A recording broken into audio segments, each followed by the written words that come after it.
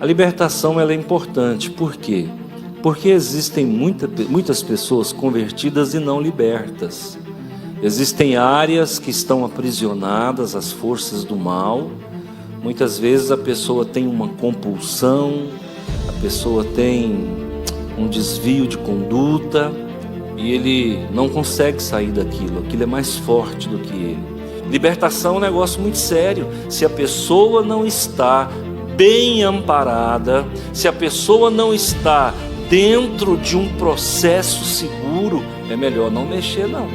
Quando Jesus pergunta desde quando isso está acontecendo, ele vai dizer desde quando ele era criança. Então qualquer médico vai dizer, olha, essa criança precisa tomar um Gardenal, essa criança tem que tomar esse remédio pro resto da vida. Aí a epilepsia não vai acontecer, de fato não acontece, na verdade está inibindo o efeito, mas não vai de encontro com a causa. Mas lamentavelmente tem gente doente no nosso meio, doente espiritual, gente que carrega opressão maligna, gente que carrega demônio apinhado. Lamentavelmente, por quê? Porque não santifica algumas áreas da sua vida. Nós estamos chegando no final dos tempos, onde se o povo não falar, as pedras falarão. É assim que Jesus disse. E o nosso Jesus veio para libertar os cativos.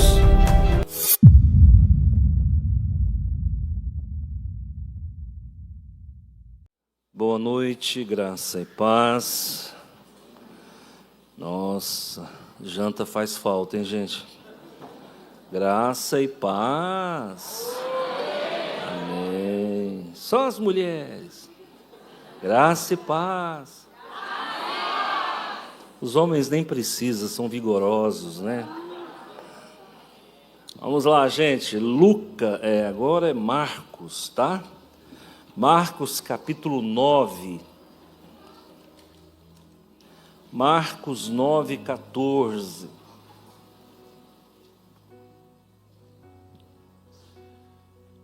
Evangelho de João Marcos, capítulo 9, versículo 14. Ontem à noite nós começamos um trabalho de capacitação para o processo de libertação. Tivemos 44 postulantes ao Ministério de Libertação. Alguns já são do Ministério, outros estão postulando, né, uma preparação, uma capacitação e uma vaga. Se tudo correr bem, nós vamos conseguir atender 45 pessoas. Então, se você desejar preencher a ficha para triagem, e aí vai passar por uma seleção, aqueles casos mais graves, e aí nós vamos ver se conseguimos atender 45 pacientes, né? E aí eu quero que você procure a missionária Marilza e preencha a triagem, a ficha, para que nós possamos fazer a seleção, tá bom? Todas as informações que você colocar lá precisam ser verdadeiras, tá ok? E nós já estamos, vai ser num total de 15 aulas, já começamos a primeira, e logo, logo nós estaremos atendendo a comunidade, ok? A libertação ela é importante, por quê? Porque existem muitas pessoas convertidas e não libertas. Existem áreas que estão aprisionadas às forças do mal. Muitas vezes a pessoa tem uma compulsão, a pessoa tem um desvio de conduta e ele não consegue sair daquilo, aquilo é mais forte do que ele. Então o que a gente faz? A gente vai para um processo de libertação que é mais invasivo e que gera resultados concretos, né? Já tivemos inúmeros casos de libertação aqui, na área financeira, na área espiritual, na área emocional, né? O último caso que nós tivemos aqui foi a Ágata. A Ágata, quem sabe da história, sabe como foi complicado, porque foi até internada e os médicos não conseguiram diagnosticar o que ela tinha.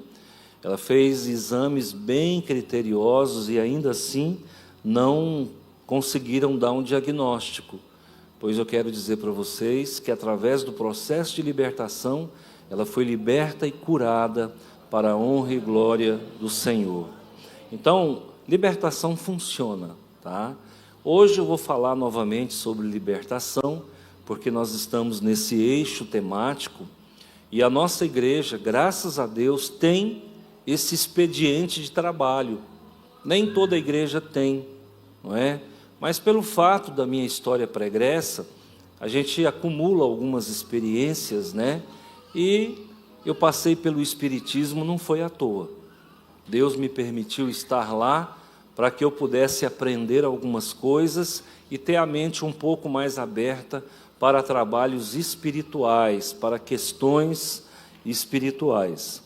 Pela manhã nós falamos, né, de um estudo de caso, tá, de uma mulher que estava oprimida, ela não estava possessa, ela estava oprimida pelo diabo há 18 anos.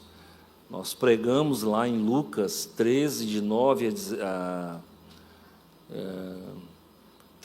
10 a 17, e agora nós vamos pregar em Marcos 9, tá? A partir do versículo 14. Nós vamos falar sobre até o versículo 29, tá?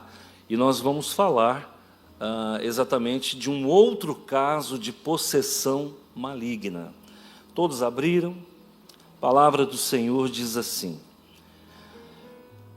E quando se aproximou dos discípulos, viu ao redor deles uma grande multidão, e alguns escribas que disputavam com eles. E logo toda a multidão, vendo-o, ficou espantada e correndo para ele, o saudaram. E perguntou aos escribas: que é que discuti com eles? E um da multidão respondendo disse: Mestre, trouxe-te o meu filho, que tem um espírito mudo, e este, onde quer que o apanha, despedaça-o, e ele espuma, e range os dentes, e vai se secando. E eu disse aos teus discípulos que o expulsassem, não puderam. E ele respondendo lhes disse: ó geração incrédula, até quando estarei convosco? Até quando vos sofrerei ainda? Trazei-mo. E trouxeram-lhe, e quando ele o viu, logo o espírito o agitou com violência, e caindo o endemoniado por terra, revolvia-se, espumando. E perguntou ao pai dele: quanto tempo há que se sucede isto? E ele disse: desde a infância. E muitas vezes o tem lançado no fogo e na água para o destruir. Mas se tu pode fazer alguma coisa, tem compaixão de nós e ajuda-nos. E Jesus disse-lhe: se tu podes crer, tudo é possível ao que crê. E logo o pai do menino, clamando com lágrimas, disse: eu creio, Senhor, ajuda a minha incredulidade. E Jesus, vendo que a multidão concorria, repreendeu o espírito imundo, dizendo-lhe: espírito mudo e surdo, eu te ordeno, sai dele e não entres mais nele. E ele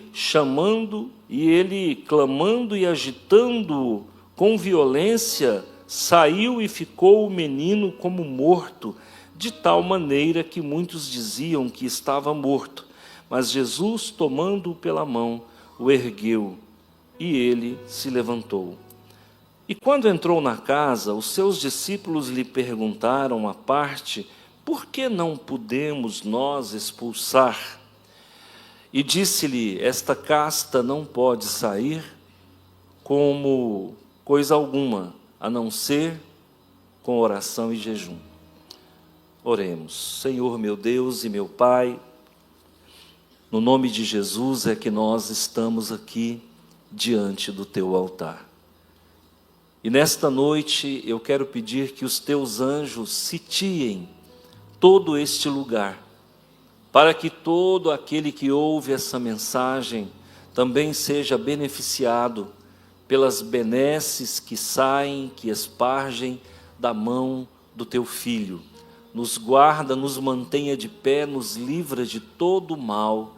É na autoridade e no poder do nome do teu Filho que nós oramos e agradecemos. Amém. O tema, como eu disse, libertação, tá? O título, quando nossa fé é provada. Nós temos aqui, irmãos, mais um caso, mais um estudo de caso. Uma situação que era muito recorrente naquela época.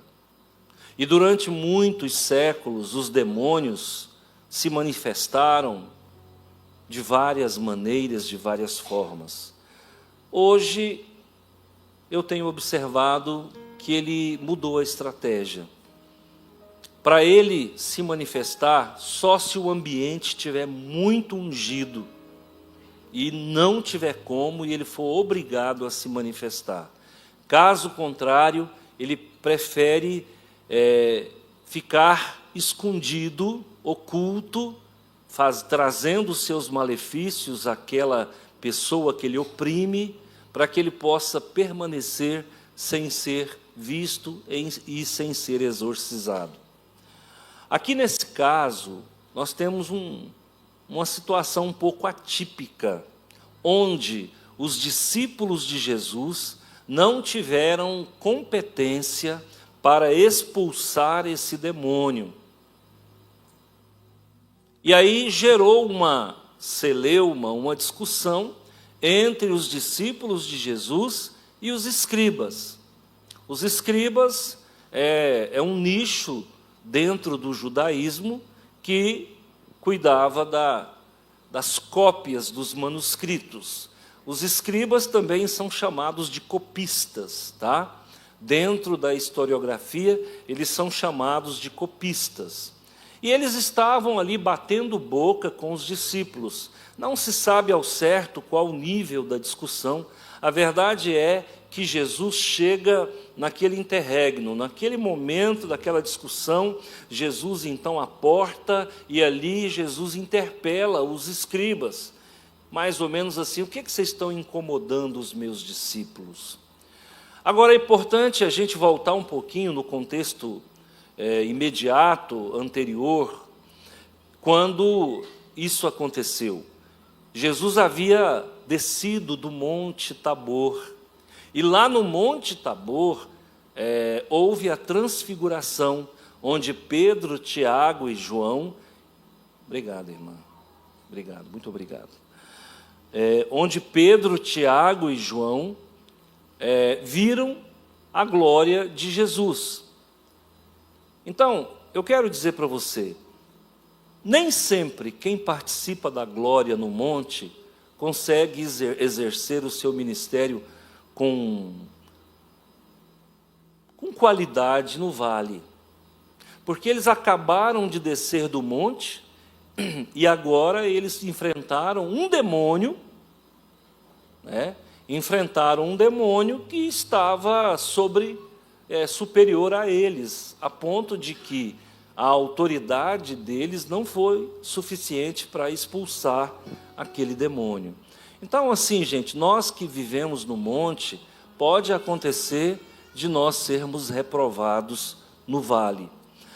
Uma outra questão interessante aqui é que Jesus, o pai do menino, acaba trazendo alguns detalhes para nós sobre esse demônio.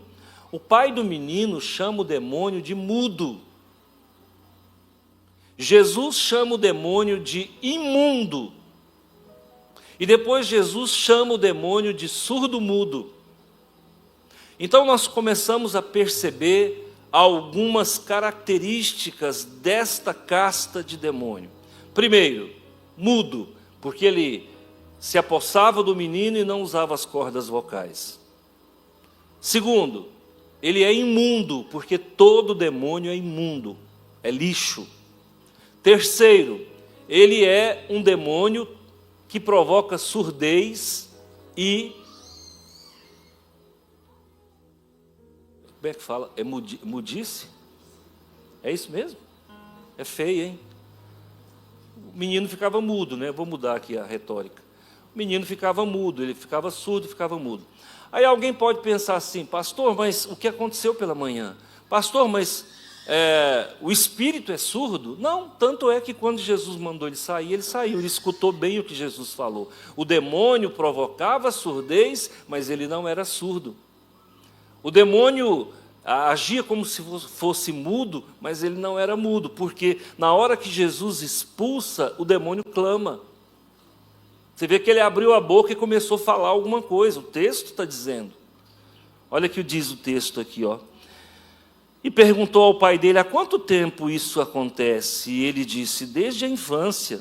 E muitas vezes o tem lançado no fogo e na água. Jesus disse: se tu podes crer, é possível, eu creio e tal. E Jesus, vendo que a multidão concorria, repreendeu e tal.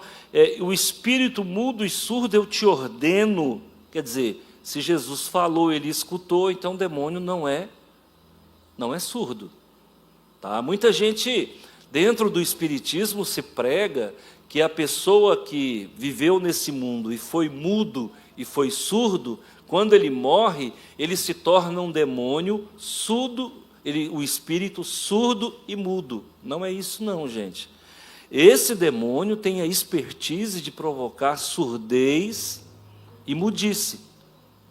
E aí o que acontece? Jesus expulsa e ele sai. O espírito mudo e surdo eu te ordeno, sai dele, não entres mais nele. Jesus, então, não só ordena a sua saída, como o proíbe de voltar. Por quê? É aquela velha história que nós sabemos. O demônio sai e ele pode voltar e trazer mais 7. Jesus, então, já o proíbe de retornar àquela casa. Jesus está fazendo uma libertação completa, não uma libertação meia boca, mas uma libertação completa. E aí aí o que acontece? E ele, clamando, o demônio então fala. Ele não era mudo. Ele se apresentava como um demônio mudo, mas ele não era mudo, tá? O demônio clamando e agitando-o com violência, saiu e ficou o menino como morto. Aqui eu quero trazer uma nota de esclarecimento. Os irmãos sabem que eu fui espírita e eu era médium. Eu não era um simpatizante do espiritismo. Eu não era apenas um militante ideológico. Eu era médium, psicofônico, assim como a irmã também, a Melissa, era médium psicofônica, tá? E o médium de incorporação e psicofônica é aquele que recebe a entidade. Dentro do espiritismo, existe uma classificação de mediunidade psicofônica consciente, inconsciente e semiconsciente. Dentro do magistério do espiritismo, eles classificam a mediunidade de incorporação como consciente, semiconsciente e inconsciente. Eu estava como médium semiconsciente. Às vezes eu lembrava exatamente do que aconteceu durante a incorporação, dependendo da violência e da emanação maligna do demônio, eu não me lembrava com tantos detalhes do que realmente aconteceu. Então, olha o que acontece. E o menino, depois que o demônio saiu, ficou como morto. E alguém não entende, deixa eu explicar para você. Todo demônio que entra no corpo de uma pessoa, ele rouba energia. Então o menino ficou como morto, é porque o demônio levou todas as energias do menino.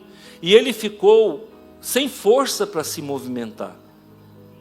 Até hoje eu ainda passo por esse problema, né, quando a gente vai fazer libertação, quantas vezes eu tive que sentar para não cair.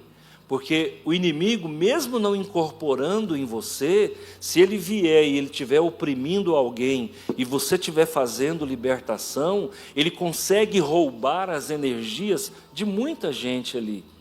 Eu, várias vezes, tive que sentar. Quem faz libertação comigo sabe, quando vê eu sentar durante um processo de libertação, já sabe que eu fui vampirizado. Então, eles são doutores em roubar energia das pessoas, tá? E eles emanam uma energia ruim.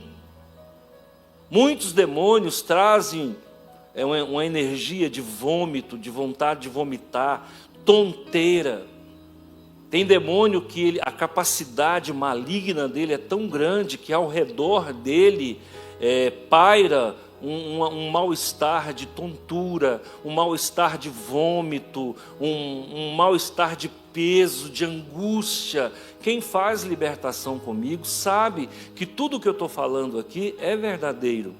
Então, troca tapa com demônio não é brincadeira não, gente. E eu estou nisso há muito tempo.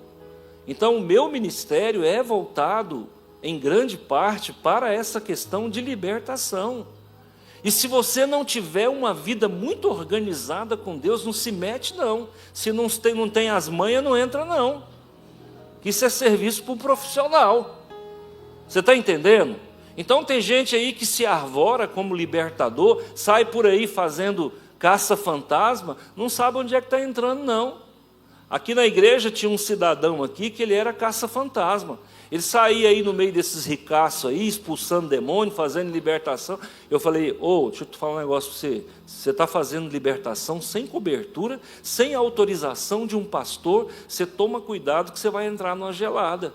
Aí um tempo depois fiquei sabendo que ele infartou numa fazenda, fazendo libertação. Aqui em Rio Verde tinha uma mãe de terreiro, que eu até não a conheci, porque quando eu cheguei em Rio Verde e eu comecei a frequentar terreiro, ela já tinha morrido há pouco tempo.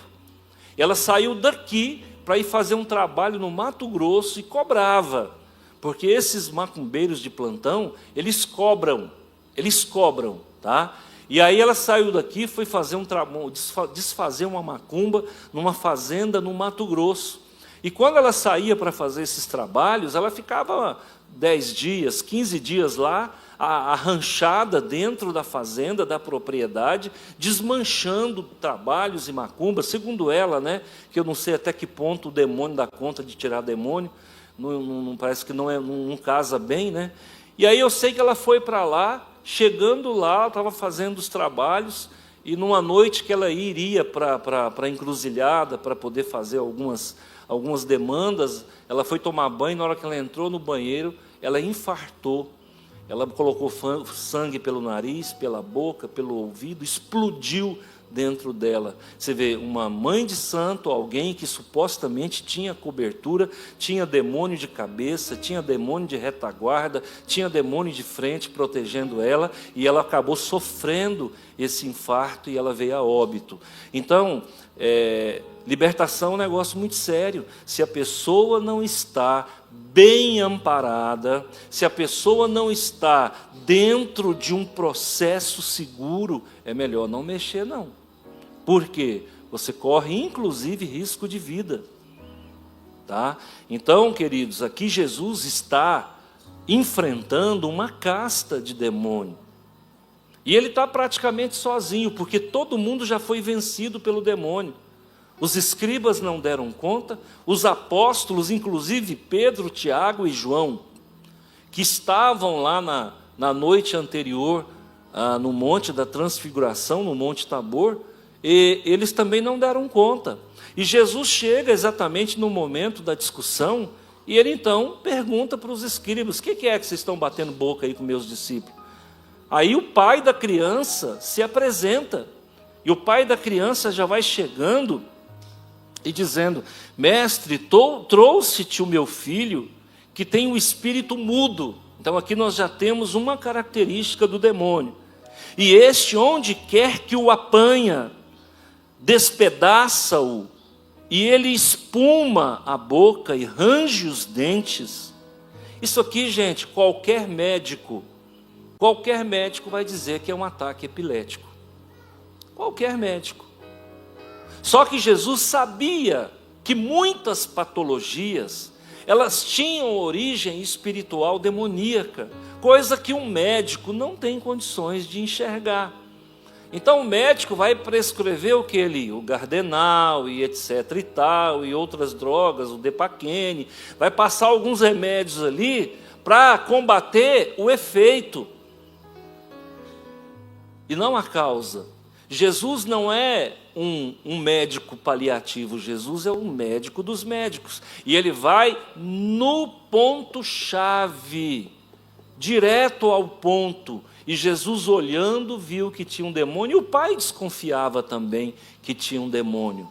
E aí então, ele pergunta: há quanto tempo esse rapaz, que ele já era um rapaz, há quanto tempo isso acontece? Ele falou: desde criança, desde a infância. Então, irmãos, existem demônios que atacam criança, eles não têm dó e nem piedade. Existem demônios que são expertos em prejudicar, matar criança. Vocês estão vendo aí esse caso americano, né, do Jeffrey Epstein? Todo mundo acha que está acompanhando isso aí. Olha o que os arquivos que foram abertos, tá? E graças a Deus e graças ao presidente americano Donald Trump, ele abriu os arquivos e hoje está comprovado que havia sacrifício de criança. Hoje está comprovado que eles comiam carne de criança e eles comiam carne de adultos. Lá na ilha, nas Ilhas Virgens, né, naquela ilha onde ele construiu a mansão dele, segundo disseram, vários corpos foram desenterrados ali. Ele fez da própria ilha um cemitério onde as pessoas que eles matavam e comiam a carne, essas pessoas eram enterradas no fundo da ilha, no fundo da mansão. Então vocês estão vendo, irmãos, que demônio que degusta carne de criança já não é mais uma fantasia, é uma realidade. Eles cobram um preço muito alto por alguns benefícios que eles concedem, como, por exemplo, existem demônios que cobram a vida de moças virgens para dar à pessoa que faz o pacto o dom da invisibilidade. Existem demônios que cobram: eu quero me tornar invisível, então você vai ter que matar uma virgem. E aí a pessoa, o feiticeiro, ele vai procurar uma moça virgem, ele vai sacrificar a moça, e aquela pessoa que contratou o pacto, ela passa a ter o dom da invisibilidade. Se ela quiser se tornar invisível aqui onde ela está, ela só invoca a entidade, você passa e não vê ela. Está entendendo? Pessoas que querem, muitas vezes, conseguir outros benefícios, muitas vezes são conclamadas por alguns demônios para fazer sacrifício de criança. Entendeu? Então, gente, o diabo ele cobra um preço muito alto. Aquele filme que foi retratado, né, por Hollywood, que é Helena de Troia, que é a guerra entre gregos e troianos, que é retratado pela Odisseia de Ulisses, né? Naquele momento ali, o Menelau, que é um dos generais gregos que vai invadir Troia, ele pergunta para o sacerdote dele: o que eu tenho que pagar, o que eu tenho que fazer para os deuses, para que eu saia vencedor desta guerra contra Troia? E lá no filme retrata, o sacerdote dele diz: você tem que entregar a sua filha de 7 anos, esse é o preço que os deuses estão cobrando pela tua vitória. Ele vai e entrega a criança para ser sacrificada. Isso foi retratado no filme Helena de Troia. Naquela guerra entre Paris e aquele outro lá, o que levou a flechada no calcanhar, Aquiles. Tá? Então, gente, essa história de sacrifício de criança é coisa antiga. E segundo os relatos dos arquivos de Jeffrey Epstein, eles cultuavam aquele deus Moloque. Eles cultuavam o deus Moloque e era comum eles oferecerem crianças como sacrifício. Isso agora está sendo revelado. O que antes era só loucura de crente, né? Porque o que acontece? Não, loucura de crente. Aquela vez que a senadora Damares delatou sacrifício de criança na ilha de Marajó, no Pará, vocês se lembram o que fizeram com ela? Ou você prova, ou então nós vamos te processar. E ela teve que retirar tudo aquilo que ela disse. Porque ela disse que lá na ilha de Marajó se fazia sacrifício de crianças. Só que aí, irmãos, o que acontece? Não tem como provar, porque o crime é tão bem feito e é um negócio tão escabroso e tão perigoso. Por quê? Porque existem pessoas da alta sociedade, da elite global, que estão envolvidas nesses processos de sacrifício. Então, muitas vezes são desembargadores, governadores, presidentes, deputados, senadores, que estão envolvidos nisso aí. Então acaba que não tem como provar, porque você vai mexer num vespeiro. Agora, com essa abertura, e agora tem outra, viu? Agora vão abrir os arquivos da NASA, tá? Agora preste atenção no que eu vou dizer para vocês. Nós estamos vivendo um momento crucial. A NASA vai abrir os seus arquivos de alienígenas. E vai ficar provado para todo mundo que existe alienígena. Você quer saber se eu estou falando? Aguarda que você vai ver. Tá? Existem alienígenas, inclusive os Estados Unidos mantêm presos alguns alienígenas. Isso aí tudo agora vai ser revelado. Nós estamos chegando no final dos tempos, onde se o povo não falar, as pedras falarão. É assim que Jesus disse. Tudo virá à tona. Pastor, mas esses seres extraterrestres são o quê? São demônio? De repente até é. Materialização de demônios. Nós não sabemos ao certo. Mas que existe, existe. E agora vai ser revelado. Como foi revelado o sacrifício de humanos e de crianças lá nas Ilhas Virgens. Tá?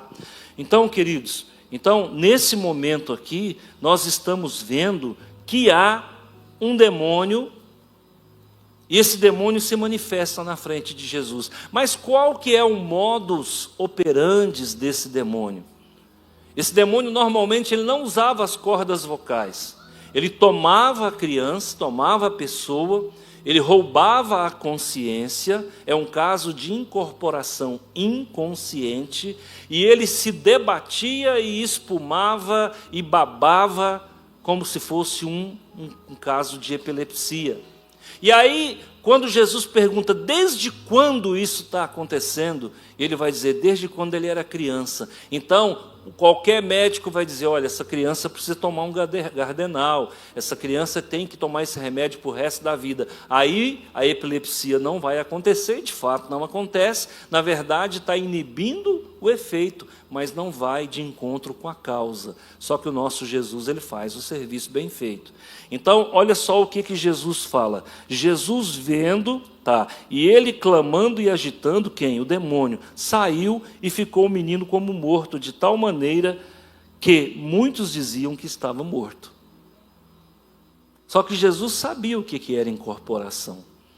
Então Jesus dá um tempo, deixa a criança recompor as energias, vai lá, ou pega pela mão, ou chama pelo nome, que é um dos processos válidos dentro da agenda de libertação e exorcismo, é chamar a pessoa pelo nome, tá? Muitas vezes não deixar a pessoa fechar os olhos, ok? Para evitar que essa manifestação se prolongue. Mas Jesus, tomando-o pela mão, olha só o que Jesus fez. O ergueu e ele se levantou. Por que ele se levantou? Porque ele recobrou as forças? Também. Mas por quê? Porque Jesus pegou pela mão. Num processo de libertação, quando alguém cai endemoniado, se você, depois que terminou o processo, você for lá e tocar na pessoa, você vai devolvendo energia para a pessoa. Porque nós, irmãos, somos dotados de energia. É por isso que termina um processo de libertação, nós estamos todo mundo cansado.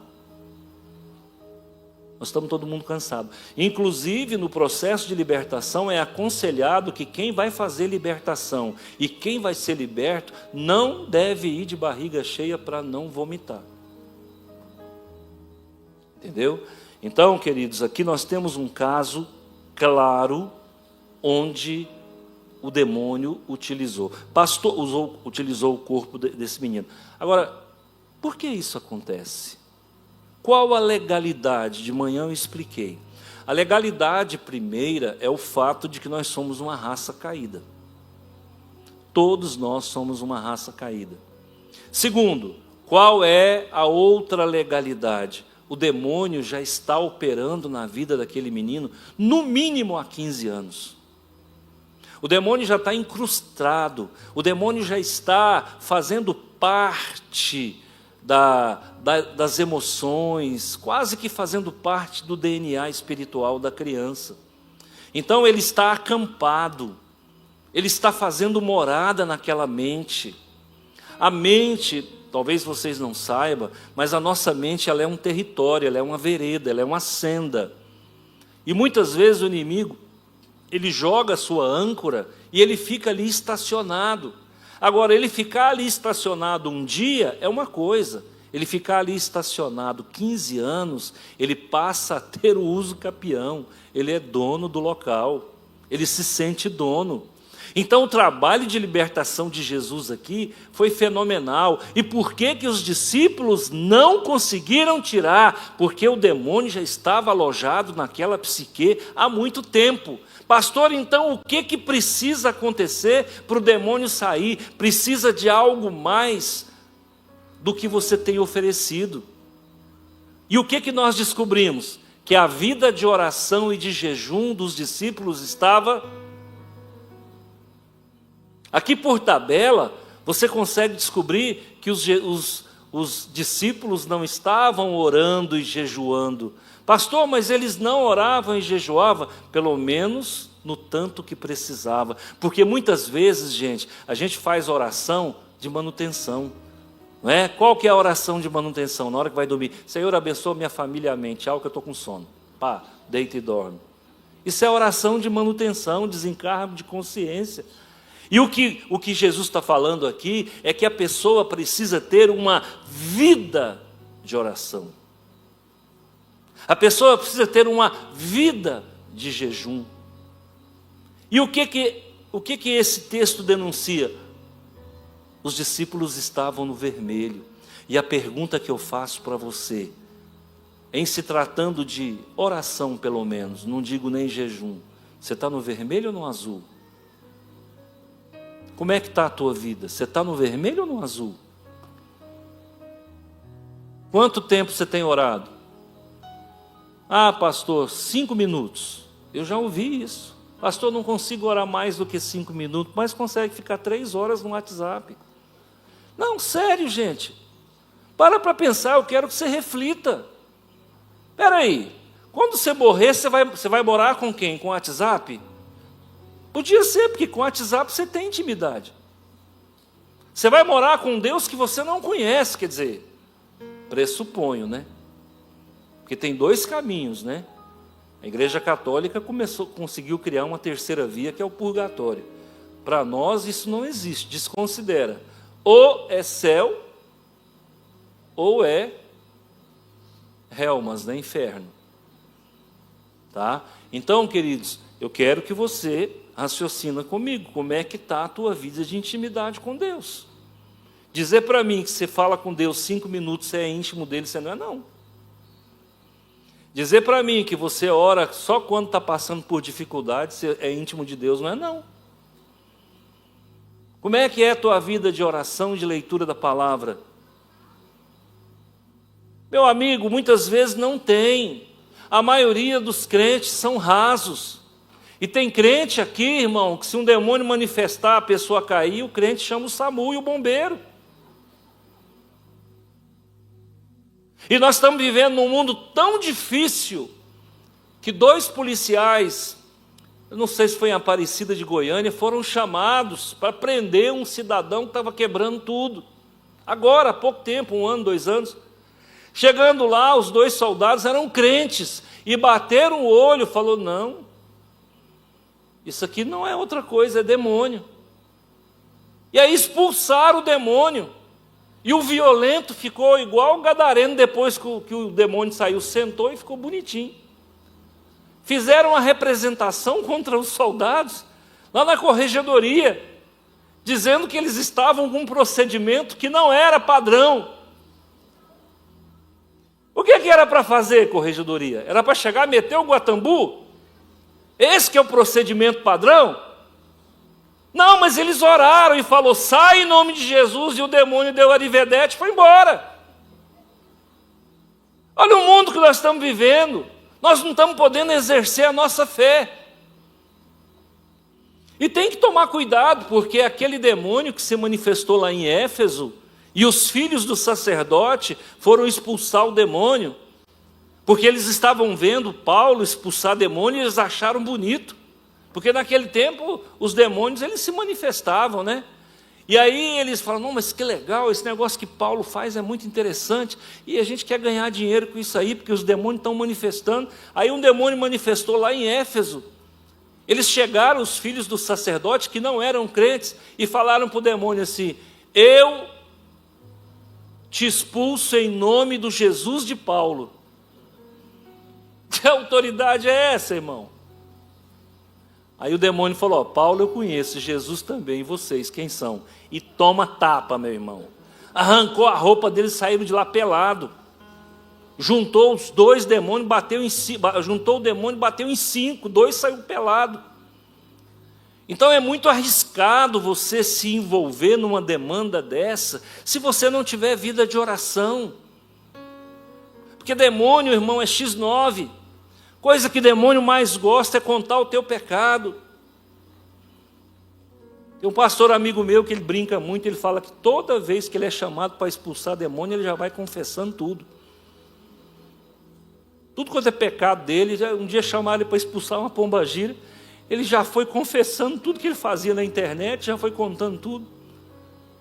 Então, meu querido, por quê? Porque eles contam, eles deduram, eles te entregam. Uma vez um pastor amigo nosso foi expulsar um demônio, ele tinha saído de casa, tinha comido uma macarronada, um prato, meu amigo, bateu um prato assim. No que ele chegou lá para expulsar o demônio, o demônio falou para ele: sai daqui, comedor de macarrão. Ele disse que nunca tinha visto um negócio daquele. Ele falou: rapaz, o demônio sabe até o que eu como. Então, queridos, essa vida de libertação não é fácil. Mas alguém tem que fazer o trabalho sujo, que ninguém quer fazer. E eu às vezes brinco: eu quero morar com Jesus, nem que seja limpando vômito, nem que seja limpando banheiro no céu, mas tudo que eu quero é morar com Deus. Então, queridos, porque aqui na terra Deus me chamou para fazer o serviço que ninguém quer fazer. De vez em quando aparece um aqui: pastor, nós estamos passando por uma dificuldade, tem um demônio, e nós viemos aqui para o senhor fazer a libertação. Eu falei: manda seu pastor fazer, ué. Aí eu começo a fazer libertação, o pastor me liga de lá para cá desaforadamente: quem está mandando você interferir aí nas minhas ovelhas? Ele não cuida, e eu não posso cuidar, porque é antiético. Quantas vezes a moça chegou para mim e falou: pastor, eu queria que o senhor ajudasse, porque o meu filho está com tendência homossexual, o senhor pode me ajudar? Eu falei: pede o teu pastor lá. Por que tem que ser eu? Para enfrentar demônio é eu, para devolver o dízimo é lá, sai.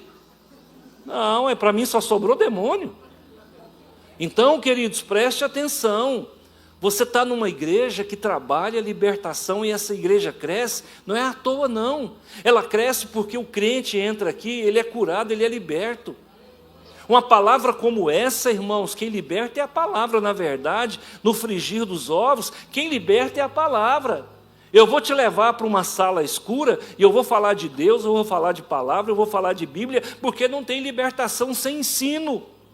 Não tem libertação sem palavra, não tem libertação sem Jesus. Ai, pastor, eu preciso de libertação. Então já vai entendendo que você vai ter que abrir as caixas pretas, viu? Nós vamos entrar no porão da tua vida. Nós vamos entrar na masmorra daquilo que você esconde. E nós vamos mexer nas caixas pretas e você vai ter que vomitar e jogar para fora, porque é lá que os demônios se escondem. Ó, meu irmão, tem quilômetro rodado nessa área aí, viu? Você pode ter certeza que eu tenho horas de voo aí, e eu sei e falo com conhecimento. Demônio sempre se aloja no porão da tua vida. É no pecado que você não confessa, é no pecado de estimação, é naquela conduta desaprovada pela Bíblia que você muitas vezes não confessa nem para a tua mulher, nem para o teu pai e nem para a tua mãe. É aquele pecado que você cometeu há 30 anos atrás, ele está dentro de um porão, debaixo de 7 capas.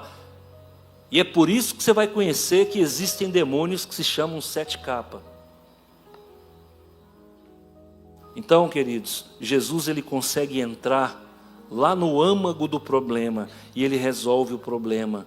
E aí ele manda o demônio sair, a criança então é liberta. Jesus pega a criança pela mão, criança não, o rapaz, pega o rapaz pela mão e o rapaz volta. E o demônio volta para a vida normal e o demônio está proibido de retornar. Uma coisa que nós aprendemos aqui, você conseguiu libertar a pessoa, desautoriza o demônio a voltar, porque ele vai tentar voltar.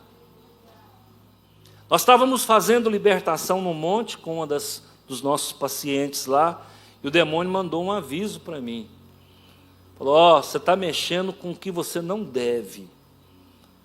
Não se meta conosco, nós vamos arrebentar esse trabalho de libertação aqui, nós vamos criar contenda. Meu amigo, isso é rastro de onça, isso é sapo cururu, só cresce, só incha. Tá? É fermento, isso não nos assusta. O demônio, o papel dele é exatamente esse, é fazer rastro de onça. E nós não temos medo de demônio não, irmão, eu já tive muito. Eu já corri de dentro de casa, eu não ia no escuro. Mas o Senhor me deu a autoridade, porque quando você tem autoridade, você não teme nada não. Os cristãos primitivos enfrentavam os leões de cabeça erguida, cantando e louvando a Deus, o leão devorando, dilacerando a carne do crente, e o crente dando glória a Deus. Há relatos nos anais da história, que várias vezes os leões ficavam ali sem comer 5, 6 dias, 10 dias, para poder devorar os cristãos. Há relatos de que, quando os cristãos entravam louvando e cantando no Coliseu, os leões eles se sentavam, deitavam e não comiam as pessoas. Grande era o poder de Deus sobre aquele povo que orava e jejuava. Nós somos um povo especial, irmão. Mas lamentavelmente tem gente doente no nosso meio, doente espiritual, gente que carrega opressão maligna, gente que carrega demônio apinhado. Lamentavelmente, por quê? Porque não santifica algumas áreas da sua vida. Por quê? Porque não vive a plenitude do que Jesus conquistou na cruz. Libertar uma pessoa é levar a pessoa a entender que ela já é vencedora e que Deus a beneficiou com toda sorte de bênçãos nas regiões espirituais. Queridos, nós não vamos vencer não, nós já vencemos, nós somos mais do que vencedor. Parar de ter medo de quem está derrotado. Só tem um inimigo que nós não vencemos ainda, que vamos vencer, só um, e não é o diabo, é a morte. É o último inimigo a ser vencido. Nós vamos ter que passar por ela se Jesus não voltar. E eu quero dizer para você que você vai passar por ela e sair vivo do outro lado, com o corpo glorificado, totalmente transformado, livre de enfermidade, livre de toda mazela. Então, queridos, a nossa história é uma história de vitória. Isso aqui não é autoajuda não, isso aqui não é Augusto Cury não, isso aqui é palavra de Deus. Eu quero que você entenda que o nosso Jesus veio para libertar os cativos, colocar em liberdade os cativos, os oprimidos. Você é mais do que vencedor, não tema. Quantas vezes eu estou lá em casa, eu escuto barulho na cozinha, eu falo, ou é rato ou é demônio. Se for rato é demônio, se for demônio é rato. Então na verdade é uma coisa só. Eu levanto muitas vezes, outras vezes eu nem levanto e falo, demônio, deixa eu dormir, tem dó. Quem é que nunca escutou barulho na cozinha, irmão? Quem é que nunca pressentiu que tem alguém no quarto? Quem é que nunca pressentiu? E aí, o que você vai fazer? Vai sair correndo, largar a casa? Você está sozinho? O que você faz? Certa feita, Martinho Lutero estava em um dos seus escritos e ele percebeu que alguém entrou no lugar onde ele estava. Naquele tempo não tinha energia elétrica, possivelmente era uma candeia, uma lamparina que alumiava, e ele percebeu aquela presença nefasta. Ele olhou e quem que ele viu? O maligno. Ele olhou e falou: você está aí, né? Quero que você saiba que você está aí, mas Jesus está aqui. E naquele dia nasceu o hino Castelo Forte. Aí você vai entendendo por que o hino Castelo Forte é poderoso, porque foi diante de uma vitória que Martinho Lutero teve contra Satanás naquela época.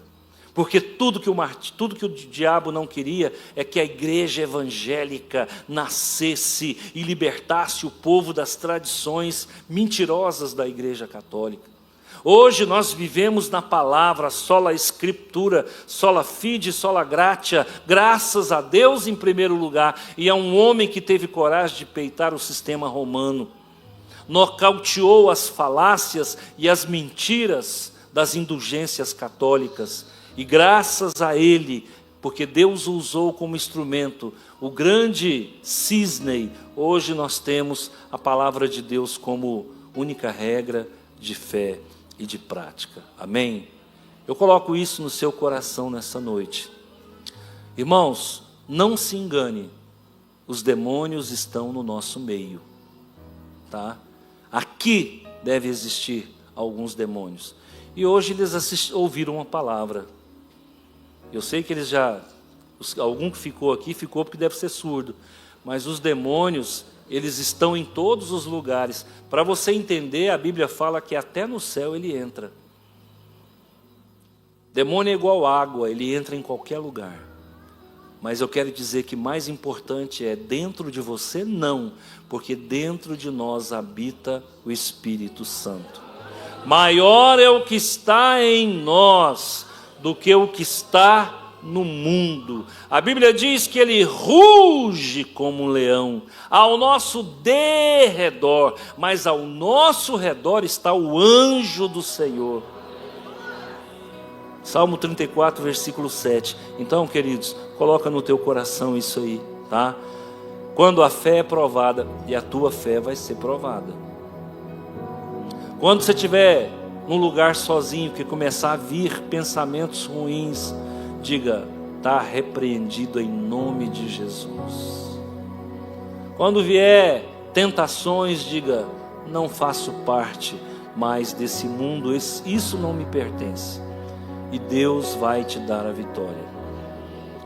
Vamos orar, eu quero orar com você.